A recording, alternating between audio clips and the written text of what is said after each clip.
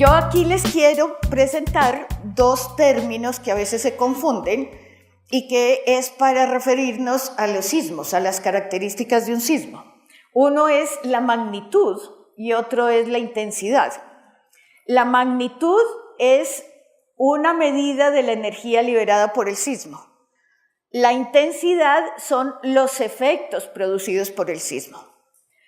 La magnitud es una medida física, o sea, es algo que yo tengo que medir con un aparato que se llama un sismómetro. Yo necesito ese aparato para poder calcular la magnitud.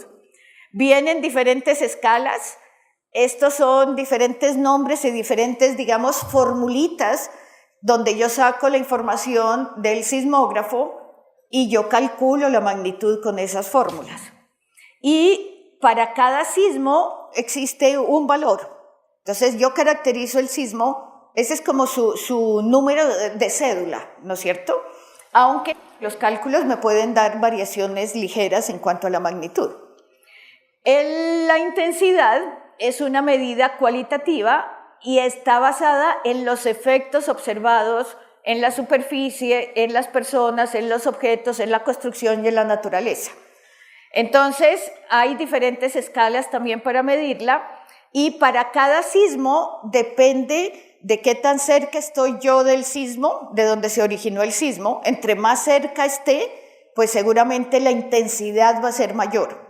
Depende de cómo es el terreno. Hay terrenos que hacen que las intensidades sean muy altas. Por ejemplo, si se construyen los humedales, que generalmente es arcilla, ¿no es cierto? Porque son sitios o rellenos antrópicos, las intensidades van a ser mayores. En la medida que yo tenga una construcción con unas características especiales y referentes a los sismos, puede que se mueva más o puede que se mueva menos. Entonces, las intensidades varían con muchas cosas. Las magnitudes por cada sismo se supone que es una sola. En los sismos muy antiguos, y ahora les voy a mostrar los sismos desde 1663, lo que se calculan son las intensidades, porque nos basamos en los reportes de las personas y ellos hablan de que me tumbó, de que se cayeron las cosas, de que se cayeron las ollas, de ese tipo de cosas, y eso son intensidades.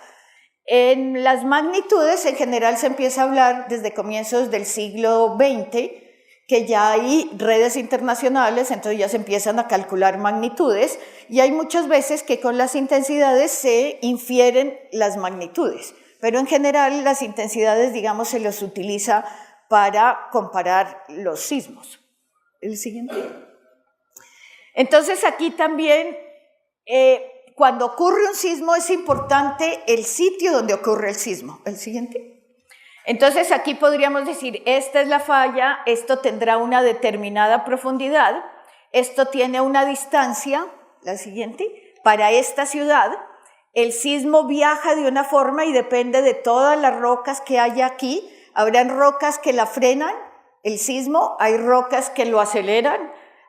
Dependiendo de esas características, hay rocas o materiales que amplifican más y hay rocas y materiales que disminuyen esa transmisión de las ondas.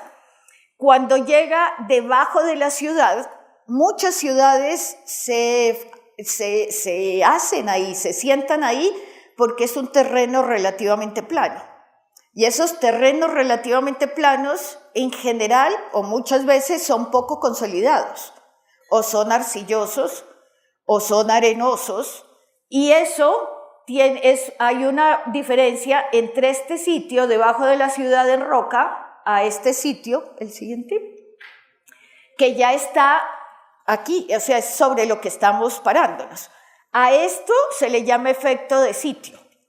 Entonces, no es lo mismo si yo tuviera y mi substrato fuera y yo tengo arriba una ciudad, no es lo mismo que yo tenga eso que sea una roca maciza, como de lo que vemos aquí, ¿no es cierto?, en una roca como con la que se hizo el adoquinado de la plaza aquí en Popayán, o que si yo tengo arcillas. Si yo le pego un golpe a eso, y si son arcillas, pues se me va a mover mucho más, y ahí se dice que esto está amplificando la señal del sismo. Y las características del sismo pueden ser muy diferentes aquí a aquí. Y eso depende de ese relleno que está debajo de la ciudad. Y una de las características importantes para diseñar los edificios, para caracterizar los edificios, para los materiales que se deben hacer en las construcciones, es la aceleración. Es una de las formas, digamos, como yo cuantifico qué tan grave puede ser un sismo y los efectos de ese sismo. La siguiente. Entonces vemos cómo lo que generalmente se trata de buscar son estos espectros de diseño, y lo que nos dice es que la aceleración máxima de respuesta de una estructura, por ejemplo una casa, por ejemplo el colegio, por ejemplo un puente, está relacionada, por supuesto, con la magnitud, la distancia al sismo, y esto que se llama el periodo de vibración natural del edificio depende generalmente de la altura. Y esas cosas son las informaciones principales que nos da la microzonificación sísmica de las ciudades, para lo cual se hace la microzonificación sísmica de las ciudades. La siguiente. Este es un ejemplo de la microzonificación sísmica de Santiago de Cali, donde está dividida la ciudad estudiando el terreno, pero también estudiando cuál va a ser la respuesta ante esos sismos que también deben haber sido estudiados. Y entonces se dice, estos espectros de diseño se dan para cada una de estas regiones, que se han considerado más o menos uniformes esas regiones en la ciudad, y que se deben tener en cuenta en el diseño de las estructuras y en los materiales que se deben utilizar para construir esas estructuras. La siguiente.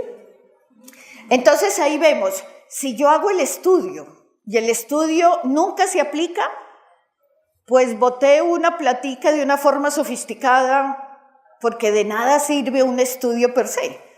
El estudio debe dar origen a una norma de construcción aplicado para esa ciudad. Y es perfectamente entendible que la norma de construcción de Bogotá no le sirva a Medellín, ni la de Cali le sirve a Popayán. La de Popayán es para Popayán y debe ser hecha para Popayán y debe ser aplicada para Popayán, porque son las características específicas del terreno, de los sismos que le van a afectar a Popayán, y es para Popayán. Entonces, ustedes tienen ahora, Popayán fue la primera ciudad que tuvo estudio de microzonificación sísmica en Colombia, después del sismo del 31 de marzo de 1983. Nunca la utilizó, o sea, se quedó como estudio. Nunca hubo un código de construcción sismorresistente para Popayán. Ahora tienen el reto de que el estudio de microzonificación sísmica que en este momento tienen se tiene que convertir en un código de construcción. Ese es el remedio. Si yo hasta ahora fui donde el médico, me siento malísima y le digo, y no me vaya a prohibir nada, y no me vaya a dar remedios, y no me vaya a hacer nada, entonces, ¿para qué fue donde el médico? Ustedes están en el momento en que tienen que recibir el remedio o el tratamiento y hacerlo, porque si no, pues no se ha hecho nada, ¿no es cierto? Esto es, hablándoles de Colombia, ¿no es cierto?, las principales fallas activas comprobadas que existen son estas en rojito y las otras en azulito, y estos son los mayores sismos que han ocurrido en Colombia en épocas recientes. Entonces, ustedes ven esta cosa grandota, grandota, son los sismos del Pacífico. En 1906 ocurrió un sismo tan grande como el del Japón del 2011. O sea, ese sismo afecta casi todo el norte del Ecuador, todo Nariño, todo el Cauca, y con un sismo tan grande de magnitud 8.8, pues lo que siente Popayán, lo que siente Pasto, lo que siente Cali, pues definitivamente es una cosa muy movida, ¿no es cierto? Y pues ni qué decir de la región, ¿no es cierto?, de Guapi, de Gorgona, de Timbiquí, toda la región pacífica, que va a sentir unos efectos muy importantes de sismos tan grandes como el sismo de 1906. Además del de 1906 en el siglo XX, en el Pacífico hubo 4 sismos de magnitudes mayores o iguales a 8. 4. Eso en términos geológicos es de una recurrencia increíblemente alta. Hay razones geológicas para que esos sismos ocurran y eso no ha cambiado. Entonces, es cuestión de tiempo. Puede ser que a algunos de nosotros no nos va a tocar otro sismo de esos grandes, pero es casi seguro que a sus hijos y a sus nietos les va a tocar. Entonces, ahí es donde debemos decir, nos tenemos que preparar. No es pobrecitos nosotros, mire dónde nos tocó vivir. No, es reconozcamos en dónde estamos viviendo, reconozcamos el terreno donde estamos viviendo y la construcción se debe hacer pensando en eso. Fíjense la diferencia entre el sismo de Haití o el de Nepal, el sismo de Chile y el sismo del Japón. El de Haití fue de todos esos el más pequeño, que fue muy grande, ¿no es cierto? Todo se destruyó y se habla casi de 300,000 personas muertas. El sismo de Chile fue más grande que el de Haití. Hubo problemas, hubo muertos, pero nunca lo que pasó en Haití. El sismo de Japón fue mucho más grande que el de los anteriores. Hubo problemas también, hubo muchos problemas con el tsunami, pero por el sismo ni las estructuras, ni los puentes, ni los edificios se cayeron. Esa es la diferencia de gestión del riesgo. El sismo puede pasar, va a pasar, pero no tiene que ser sinónimo de un desastre como el de Haití o como el de Nepal. Esa es como la invitación. En esta diapositiva se muestran las intensidades de los sismos que hay registro desde 1664. Estos más grandes son intensidad 10. Intensidad 10 es que más o menos se destruye todo. Entonces, fíjense cómo en esta zona han ocurrido esos sismos. Fíjense cómo aquí hay una zona en el sur de Colombia que ha producido intensidades muy grandes. Estos que son los hay 2 o 3 que son, uno de ellos fue el de 1917, que fue el que sintió Bogotá. Fíjense cómo en los sismos aquí está el que destruyó o afectó de una forma muy seria a Manizales en 1997. Fíjese que fue muy grande, ¿no es cierto?, entre Antioquia y Chocó. Hay uno aquí que destruyó a Cúcuta, que fue de las intensidades también más grandes que se han registrado. Eso fue en el siglo XIX. Entonces, fijémonos cómo, por supuesto, están los de aquí, ¿no es cierto? Uno de ellos es el sismo de Páez de 1994. Entonces, fijémonos cómo los sismos han ocurrido en nuestro territorio y han tenido intensidades muy grandes. Devuelvo un comentario, escúcheme que rompa el protocolo. Es la importancia de que en el Caribe sepan que allá tiembla, porque allá en la mente de la gente es como si nunca temblara y construyen y viven y todo como si no temblara, y allá hay pruebas de que haya habido sismos fuertes. O sea, la observación es que valga la pena aquí, ¿no es cierto?, con este tipo de mapas, el decir que en el Caribe también tiembla y que hay sismos y que están construyendo, y a veces pareciera que sí se olvidan que ahí ocurren sismos y que pues hay que tener en cuenta eso. Ahí valga la observación y la cuña de que en el Servicio Geológico estamos diseñando proyectos para realmente evaluar mejor la amenaza sísmica y el riesgo sísmico en el Caribe colombiano. Indiscutiblemente la amenaza del Caribe es menor que la del Pacífico, pero vamos a ver que no solamente importa la amenaza, también es qué tan vulnerable soy y cuál es el riesgo. Si nosotros mencionamos que en Colombia se cayó un edificio en una ciudad muy importante de Colombia y con muy buenas constructores, digamos, ¿no es cierto? ¿Qué podemos decir? La vulnerabilidad puede ser altísima. No tanto, o sea, la amenaza en unos sitios es alta, pero somos muy vulnerables. Y aquí, como ejemplos de sismos, digamos, conocidos, estos son intensidades. El sismo de Armenia fue de una magnitud de 6,2, la profundidad fue de 17 kilómetros. Esta es la intensidad, ¿no es cierto?, que se registró alrededor, digamos, de la zona donde ocurrió el sismo. Fíjense que esta profundidad es en general superficial. La siguiente. Vemos las consecuencias en Armenia. Entonces, tengamos en cuenta esta diapositiva de un sismo superficial, la siguiente, y les voy a mencionar sismos que han ocurrido cerca de Bucaramanga, aquí en el nido sísmico de Bucaramanga, que son relativamente parecidos, ¿no es cierto?, a lo que ocurrió el 10 de mayo de este año.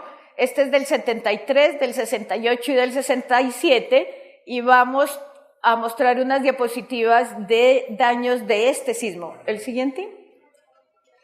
Comparamos los dos sismos, el del 10 de marzo del 2015 con el 29 de julio de 1967. Las magnitudes es un poquito más bajo el de este año, más o menos en el mismo sitio, las mismas profundidades, y donde fue sentido más o menos en los mismos sitios. El siguiente. Como es un sismo profundo, digamos, la zona en la cual se siente y la zona que lo sentimos el 10 de marzo es muchísimo más grande. A diferencia del de Armenia, fíjense toda el área en la que se sintió. En unos sitios produjo daños importantes, ¿no es cierto?, a pesar de la profundidad que tenía de 160 kilómetros de profundidad. Y fíjense fotos de Betulia en 1967 con fotos de Betulia en el 2015. Entonces, ahí lo que se dice es, pues en estos años no parece que hicimos nada, porque los daños son los mismos. Entonces, si uno, en la medida que nosotros no reconozcamos esa posibilidad, pues va a volver, cuando vuelva a llegar el sismo, pues vamos a tener los mismos problemas. Y no es de la amenaza. Es, bueno, ¿yo qué decidí con la amenaza? ¿No es cierto? La siguiente. Esta es otra foto de Betulia en 1967 y otra foto de Betulia en el 2015. Entonces, lo que se dice es, estamos reconstruyendo las vulnerabilidades. Y ahí nos estamos rajando en la tarea de gestión del riesgo. Porque uno debe, pues, aprendamos, no volvamos a construir el mismo escenario, ¿no es cierto? Construyamos algo mejor, porque debemos aprender que eso pueda pasar. Lo siguiente. Y para hablar del sismo, a todo el mundo le parece, sí, horrible fue ese sismo, ¿no es cierto? Y se sintió horroroso. Y en Bogotá todo el mundo dijo que había sido terrible y produjo muchos daños. Sin embargo, vemos... Esto es Bucaramanga y sitios donde hay acelerógrafos en Bucaramanga. Como les digo, los acelerógrafos nos dan la velocidad con que se mueve el terreno. En estos sitios la velocidad fue de 0.058 de la gravedad y el otro de 0.061 de la gravedad. El Código de Construcción Sismo Resistente para Bucaramanga dice que el mínimo con el que se debe diseñar en Bucaramanga es 0.25, porque con un 0.25 como aceleración mínima para diseñar, que con un 0.06 se generen todos esos daños, pues es una evidencia de que las cosas no están tan bien. El siguiente. Vámonos. Fíjense el acelerograma, el anterior, del sismo de Armenia, fue 0.57. Entonces, es una diferencia, ¿no es cierto?, grande con lo que pasó en Bucaramanga. La aceleración aquí fue mucho mayor. La siguiente, Esto es un sismo que ocurrió en el Chocó, en el 2004, fue de magnitud 6,7, y ese sismo no produjo muchos daños ni en Pereira, ni en Manizales, ni en Armenia, ni en Palmira, ni en Cartago, pero sí los produjo en Cali. Y en Cali la aceleración fue de 0.11. Entonces ahí es para mostrar que no es solamente el sismo lo que causa los problemas, es el sitio, puede ser que haya amplificaciones especiales en el sitio, puede ser que estoy construyendo mal, puede ser que la estructura, bueno, estuvo bien, pero que los acabados y esas zonas, ¿no es cierto?, están mal, pero son todos evidencias que yo digo que la naturaleza nos está dando la oportunidad de corregir y pues debemos aprovechar esa oportunidad. La siguiente. Este es la aceleración más grande que hasta ahora en acelerógrafo se ha detectado y fue con el sismo de Quetame en el 2008, donde en Quetame se registró 0.6 de aceleración. Eso en roca. O sea que los suelos pueden amplificar más esos datos.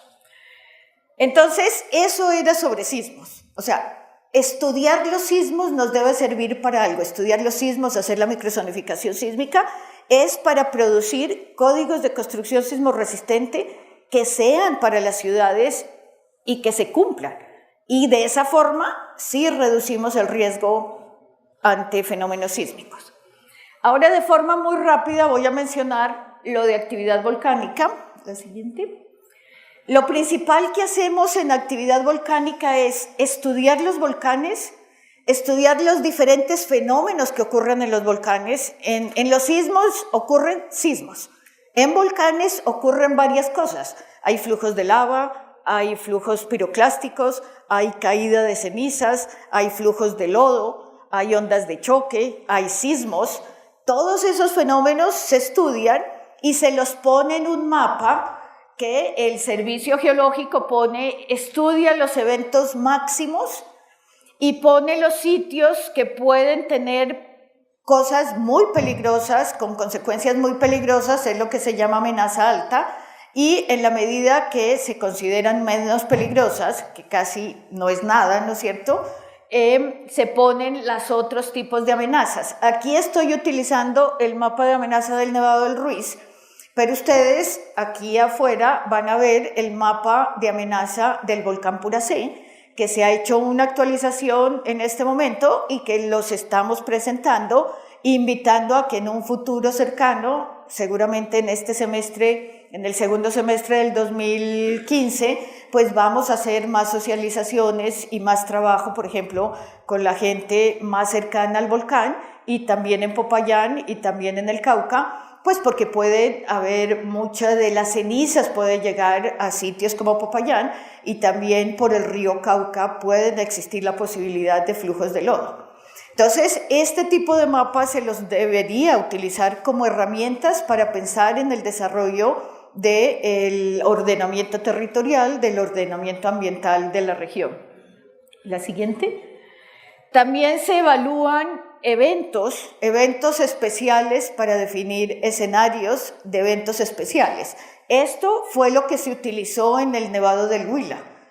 Y esto salió, ¿no es cierto?, haciendo cálculos de qué pasaría si volúmenes de diferentes tamaños salían del Nevado del Huila y qué pasaría. Este sitio es el sitio del Alcázar, para tener tanto para gestión del riesgo como respuesta, pero también se podría incorporarlo en el ordenamiento territorial. La siguiente. Lo que ocurre cuando un volcán se está reactivando, ¿no es cierto? La siguiente, si le quieres dar, es que algo en el interior del volcán empieza a cambiar, intenta subir. Como esto va subiendo, se generan sismos alrededor de eso que quiere subir, porque eso que quiere subir se tiene que abrir paso. Es roca fundida que va rompiendo.